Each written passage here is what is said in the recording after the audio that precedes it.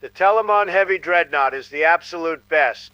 A rare Dreadnought variant utilized exclusively by the Legio Custodes, trust me. They are still deployed by the forces of the Adeptus Custodes in the 41st millennium. They can do many shootings and have many guns. Trust me, folks.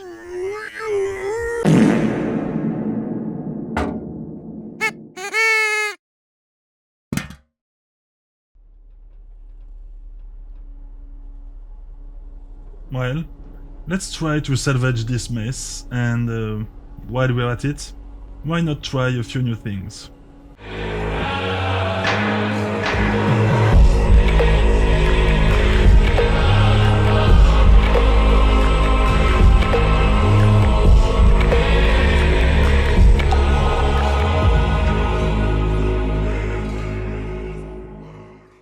Welcome, my name is Hubert, and on this channel I learn about miniature painting with you. Alright, so one of my viewers sent me this broken Custodes Telemon Dreadnought for me to rescue, and I have to say, putting it back together has been the most fun I've had since I've got back into the hobby.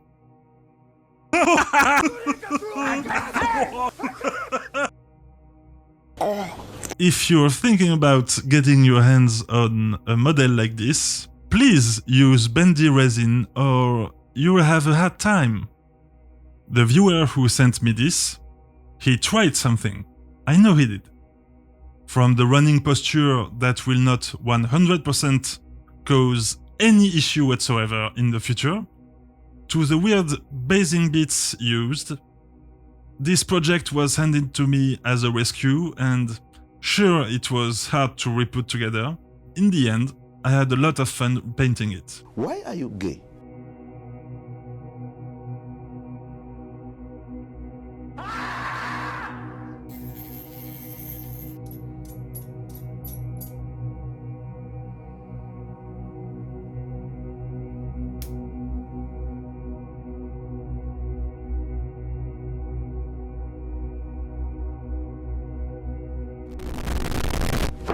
Emotional, damn it!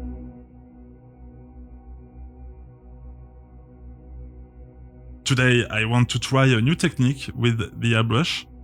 It's about trigger control and getting the perfect dilution for my small effects. I also want to try some simple freehanding with yellow stripes. And finally, there are a few parts on the model that will allow me to practice plasma glow effects. But before this, let's prepare the model in my usual way. I'm going for some deep red gradients on the shoulder pads, golden details and some yellow stripes. I do this before the enamel step, so the stripes get weathered too. I used sun yellow from Vallejo and black, but I had to do lots and lots of yellow layers. I don't know why. This yellow paint was just weird. Anyway, let's check it out.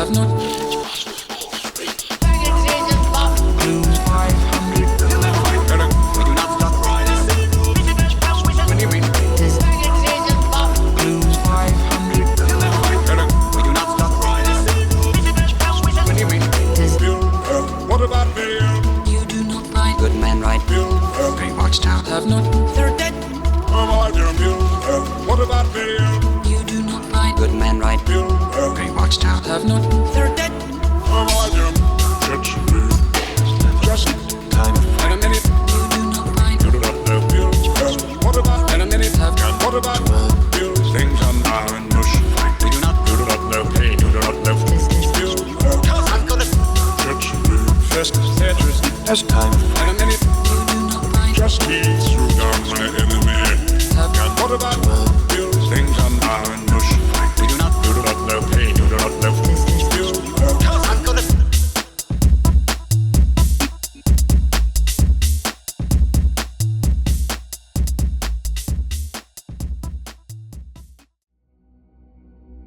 If you are new here, this is a technique I borrow from the grimdark people. I use an enamel effect instead of washes, streaking grime, and proceed to remove most of it with mineral spirits. It's very simple, and I think it's a really cool way to add more depth to your minis. I don't want to get stuck in one technique for painting, but here is the thing. I really don't want my models to look clean and fresh out of the armory. There will be exceptions, of course, on the channel. What's your take on this? Clean and fresh models ready to parade? Or weathered, battle-hardened poopy-poo-poo? Time to prepare the glow effects on a few parts. The eyes and the weapons. We are going to build up some nice glowing for the plasma cooler part, blue, and for the heat vents on the cannon and the power fist on the left arm. For this, we start the same everywhere with some white ink, and then it's time for me to talk about today's new technique. Today is the day I start using my airbrush in the intended way, by doing very small and short bursts. This requires the paint dilution to be perfect, and you'll see later it wasn't always perfect at the start. We're going to do short bursts by pressing down for air, pulling for paint, then release, then up. That way we get in order air, paint, and air to avoid clogging. This way allows for much more control of your spraying, but you have to start trusting your paint dilution and airbrush. If it's not perfect, and if your trigger control is so-so, you will end up with your airbrush spilling paint at the end of your spray. So this model is perfect to practice this, as we have a few different elements to do. When the white is done, I do the heat parts with bloody red and the plasma vent with ducat blue.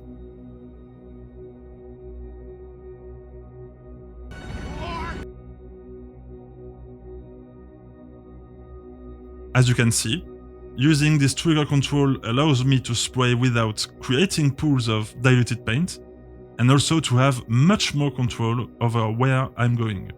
I was really happy when I saw it was not that hard even with the cheap airbrush. This really changes the way I use this tool, and it reinforced my confidence in it. Well, I'm just starting to trust the tool.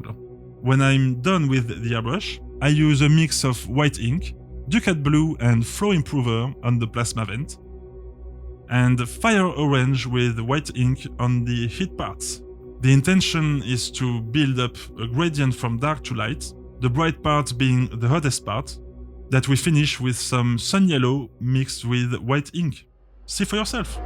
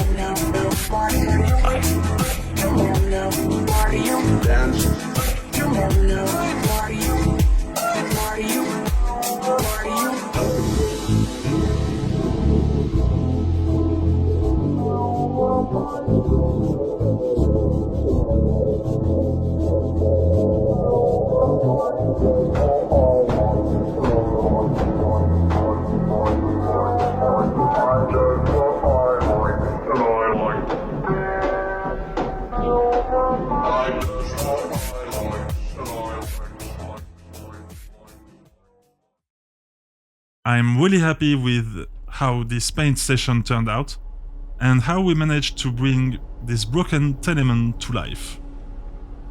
By the way, let's see how it looks assembled.